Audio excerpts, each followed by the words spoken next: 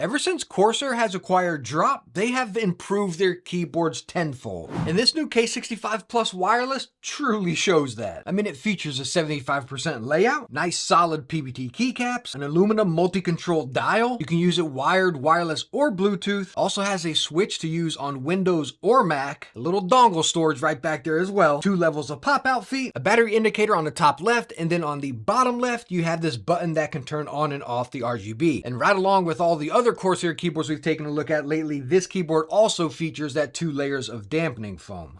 But before we look over any more of the keyboard, let's go on and get a quick sound test. And these are using the Corsair red switches, which are also pre-lubed.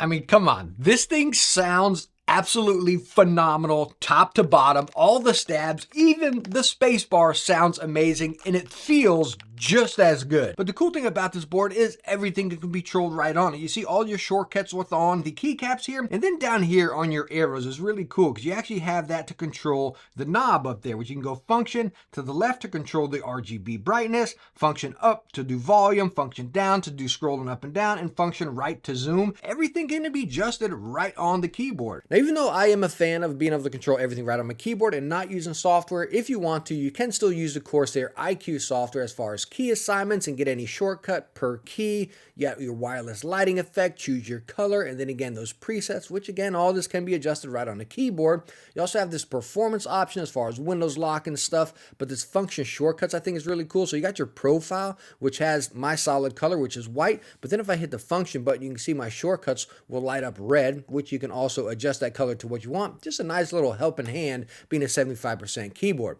You have the control dial down here, which you can activate or deactivate any of the options, which are right on your arrows there, but I couldn't find, and I don't think there's a way to actually adjust this. If you want to make vertical scrolling a different option, I don't know what you would want, because these are really the only ones you really need, but again, it would be cool if you could set this to whatever you wanted there.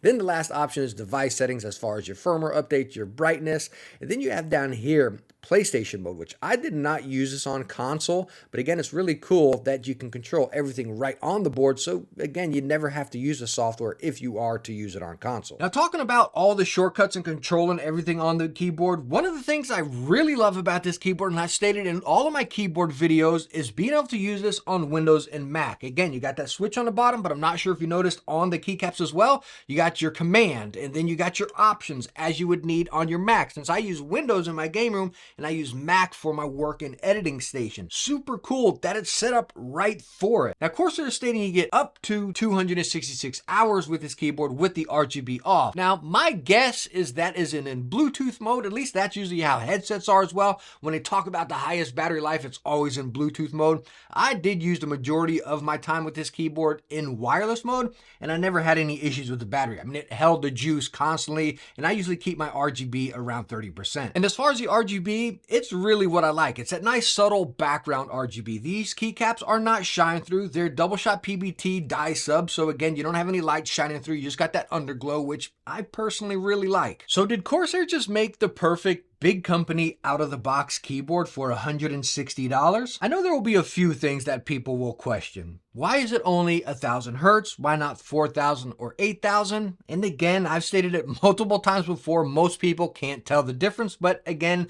so many people do it. Why not put it at least 4,000? I'm not sure how much increase that does to the price point there. The other thing is I know omnipoint or adjustable and rapid trigger switches are a really big thing right now. Everybody is doing it, but again, how much do you utilize that? And I think that's what you really need to decide. Again, do you need a rapid trigger fast keyboard, which I use quite a few of them in there, and I don't really utilize them, right? I don't use the benefit of them. I don't play Fortnite where I'm building and I'm moving fast or anything. I honestly barely play many FPS games lately. I'm playing a lot of Helldivers right now, which is a blast. And a keyboard like this just does it. But the other side of it, not even talking about gaming, which is what you expect from Corsair, right? But taking this to my Mac, my workstation, It is just premium, and at 160 bucks, it's doing everything that I would want. But my honest opinion about the new Corsair K65 Plus wireless, I truly think Corsair knocked this one out of the park. Great price point for what it's featured and packing right here. I think they really did good. But I want to hear from you guys. What do you think? Would you rather something like this, or are you hooked on those adjustable keys and those fast switches right there? But I also think it's super cool, again, seeing Corsair making such improvements with their keyboards. It's so cool to see. But all in all, thank you so much for coming by for this video. I hope you enjoyed it, and I hope I was able to help you out. If I was, please hit that thumbs up. Don't forget to subscribe, and I hope I catch you in the next one. Bye now.